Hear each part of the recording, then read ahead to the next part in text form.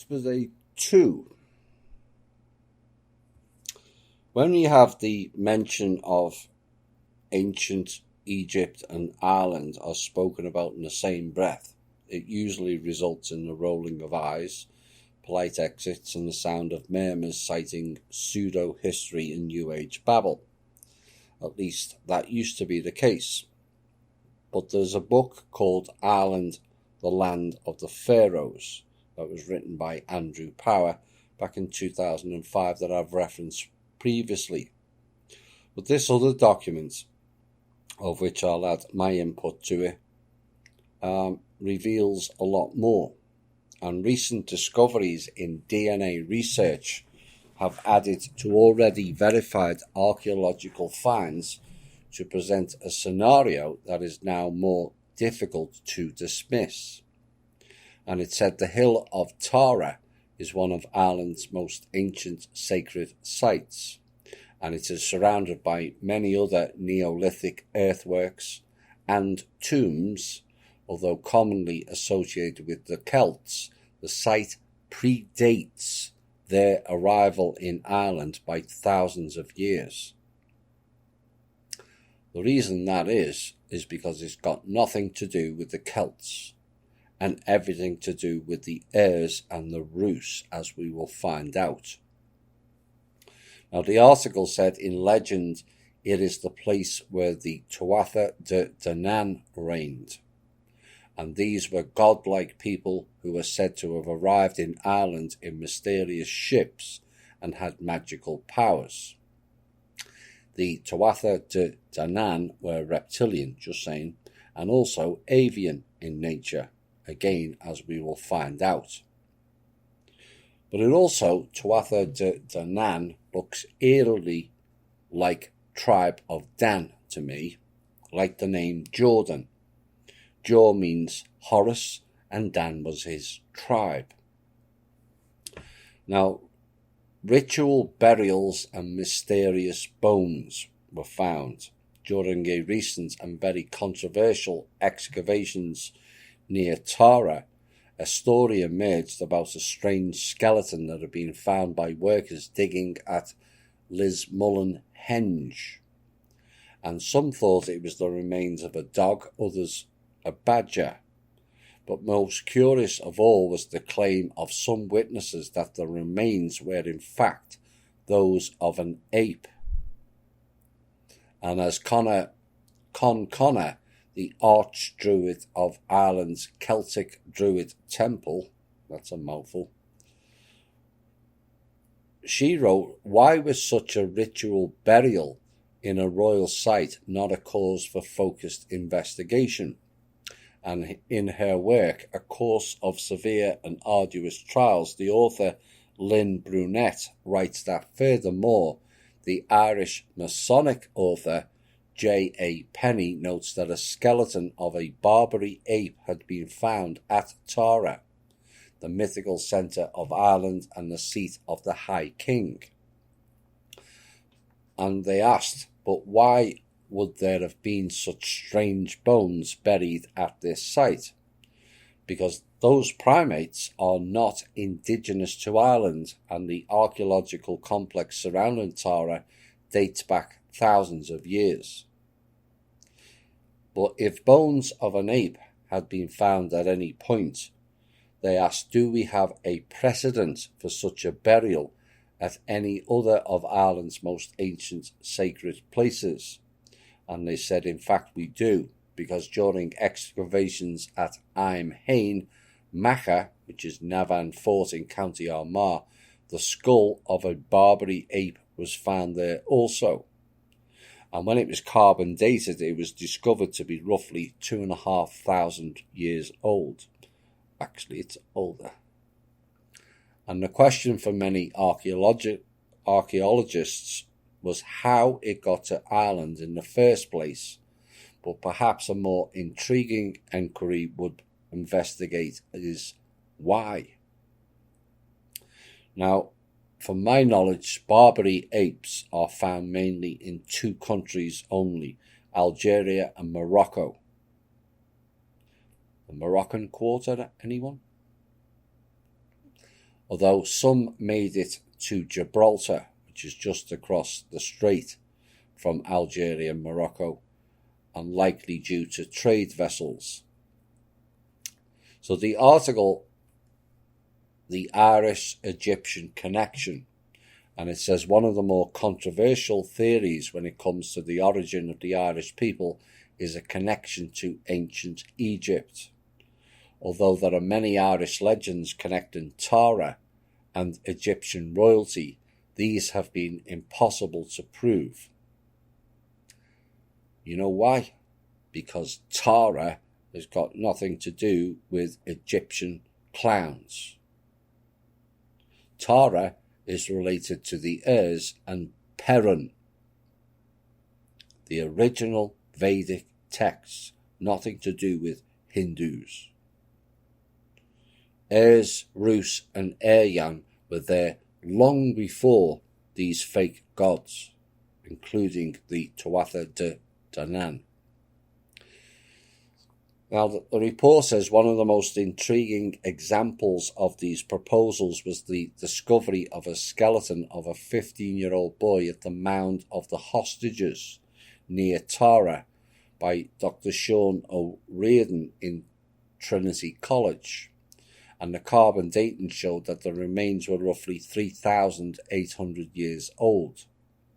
Now, a necklace found with the skeleton was made of phaeacents, or faience beads. Not pronounced that right. It looks like fay to me. Faience. The fay. Fairy. Lots of them in Ireland. And match similar, quote, Egyptian manufacture and design, unquote. But those people came after the Urs and the Rus, looking for technology, not just in Ireland either. And then we come to Scotia, Egyptian royalty.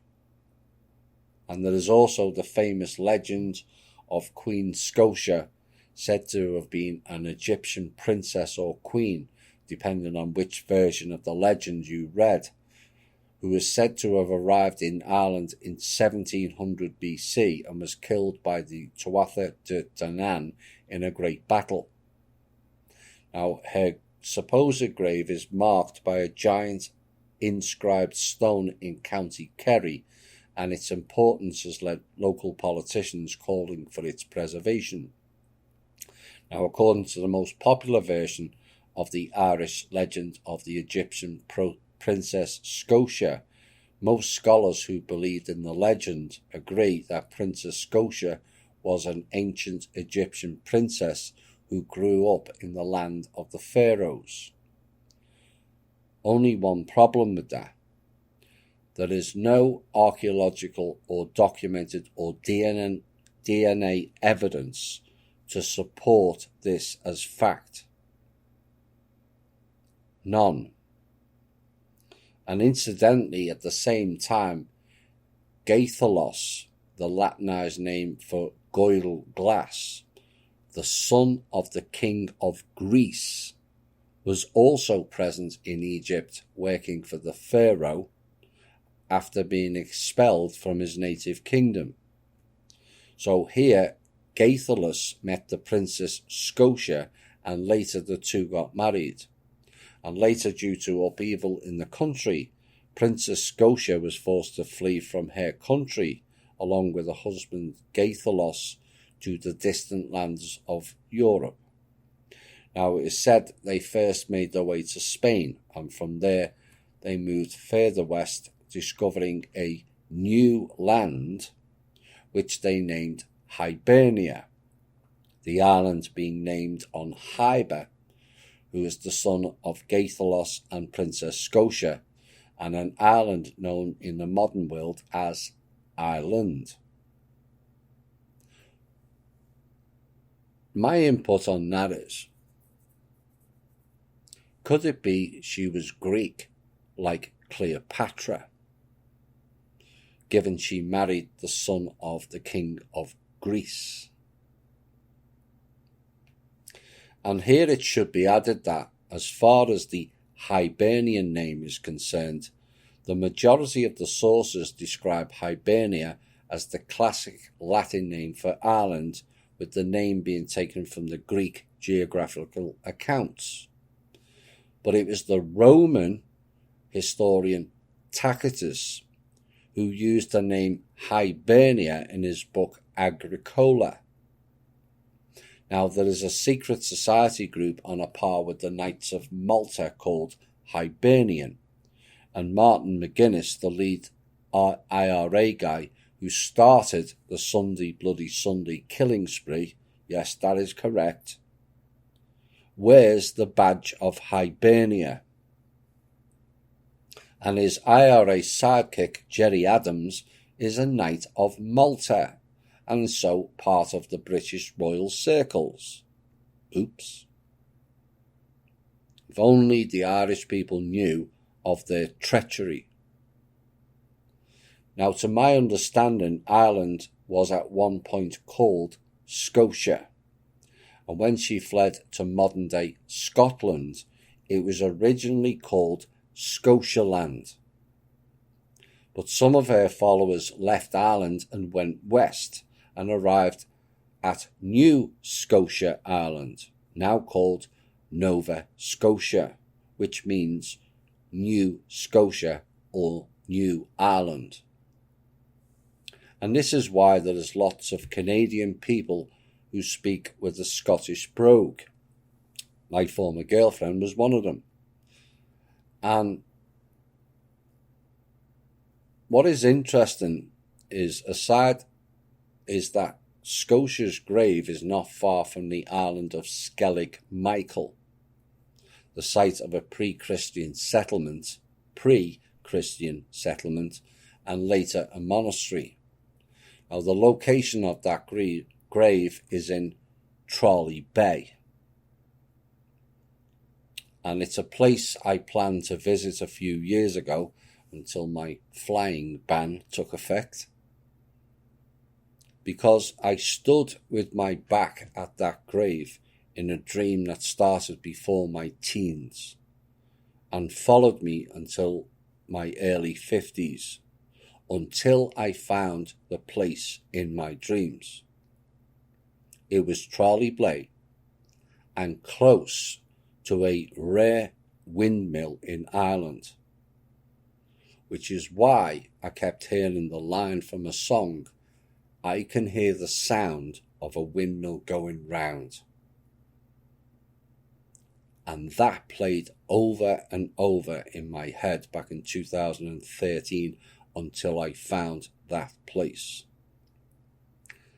Now, according to the 11th century Libor Gabala E. Wren Book of Invasions, Milesius was a great leader of one of Ireland's invaders, lost two of his sons nearby in 1400 BC when a magical storm caused by the Tuatha De Danann submerged their ship. And despite these legends, up until recently there had been very little strong academic evidence linking Ireland with the lower Mediterranean. But in December 2015, however, this all changed. We'll be back with the rest of the story after the song "I Can Hear the Sound of the Windmill Going Round." I can hear the sound of a windmill going round. Oh boy, I remember that all too well back in 2013. And I spent 4.5 hours trying to find this particular bay. I knew there was two distinct landmarks, although I never saw what was behind until later in 2013, because I was always facing west and the sun was going down between two mountains that were specifically shaped, and then I found it. What was bizarre is whoever took the picture of Trolley Bay labelled it TG, which is my full name initials. Yes, all very spooky. So In 2015, everything changed, and they had groundbreaking DNA findings. And the scientists from Trinity College Dublin and Queen's University Belfast published new findings in the journal The Proceedings of the National Academy of Sciences. And what they found was that the ancient Irish were not only related to the people of Southern Europe, but that there was a Middle Eastern connection too. So who is that? That is the Basques and the Egyptians of a certain timeline. Because they, like the Irish, are fiercely independent. All had red hair and pigment in their skin. And the reason is the Pleiadians, who are tomato red in skin colour, not Native American red, mixed with the whites and produced this genetic offspring, and that race was also in Peru. And they said with this new knowledge comes a tantalising explanation for the ape skull in ancient Ireland, and which connects to previously unexplored etymological links to the Tuatha De Danann. Now, commonly the meaning of this mysterious race has been posited as the people of Danu, a mother goddess from Irish mythology. However, the earliest recordings of the Tuatha do not include the last word Danann, instead of being described as Tuatha De or Tuatha Dai. In fact, it's only since the 19th century that the current description of Danu was widely accepted by scholars. Now, having said that, I believed, and some part no, the Tuatha De Danann were mainly reptilian. But perhaps the name Danu reveals more if you put an apostrophe after the D. Oops. Perhaps they said it is time to look at these people using the new information we now have about their roots and, most importantly, the gods they worshipped and revered. And they said one of the most important Egyptian gods was Thoth, later renamed Hermes by the Greeks. Now, Thoth was a moon god who was said to have brought wisdom and writing to the world. Yeah, right. In reality, Thoth was from Nibiru and was part of the Anunnaki avian group. He was from the Pleiades as well. Oh dear, the Pleiadian saviours, all coming to save us. Yeah, right. They said he was often represented and symbolised by a baboon or the North African ape, that was Thoth. And they asked, could this be a reason for ape bones found at the Irish sites? And even more curious are the overlooked etymological variants of Thoth, which was Thout, Thout, and Thought, Thaut. From Thout and Thought comes the thought. That's where the word thought came from. You are Thoth thinking. And they said, when we look for phonetic comparisons within Egyptian hieroglyphics, we find very apt descriptions of the Tuatha De Danann's arrival in Ireland, because Thout Dai translates as Thoth's crossing, Thout Dart translates as Thoth's journey by boat, and Thout Dar translates as Thoth's storm, according to Labor Gabala Aren, and the Tuatha came to Ireland in dark clouds. If only they would expand their thinking process. Because a boat is also called a ship. And so Thoth's boat or ship came in dark clouds, which is cloaking technology. Sounds a whole lot different now, doesn't it? And they said all these phonetic similarities are in line with the descriptions of these legendary people and how they arrived in Ireland. And another telling factor in the omission of these translations by scholars in the 19th century is that the Rosetta Stone and the decipherment of the hieroglyphics by Champollion, who took place in the 1820s, and the early Christian monks who first recorded these stories. Yes, the monks recorded his story, not ours, right around the world, would have had no knowledge of these phonetic translations. And indeed, most scholars of Irish mythology in the 19th century probably remained unaware of Champollion's work, and most believed Danan came from the Vedic goddess Danu. Except she was not Vedic at all. She was Hindu, and so the Kali Ma. Oops. Danu. Here's the description of Danu. A Hindu primordial goddess is mentioned in the Rig Veda, mother of Danavas.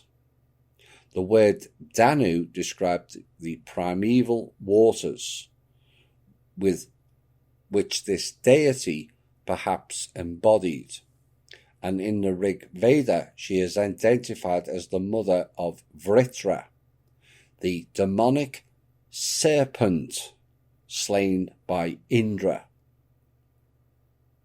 And they said, when we remove the more fanciful elements of myth and lore, we are still left with many unanswered questions that new scientific evidence is compelling us to ask.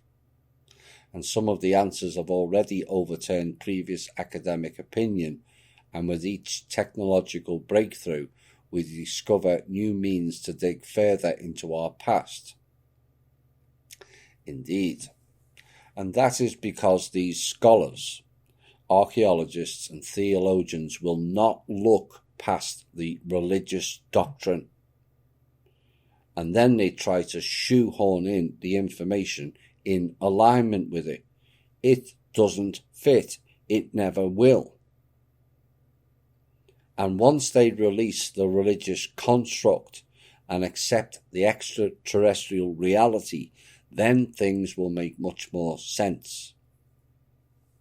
And they finished with, although an ancient connection between Ireland and Egypt was once thought far-fetched and outside of the accepted scholarly realm, we have now more reason than ever to examine these links and wonder again about the Tuatha Dé, or possibly Thoth's storm. Indeed. His story of Ireland is just about as useless as the American history. All of it is pretty much a lie.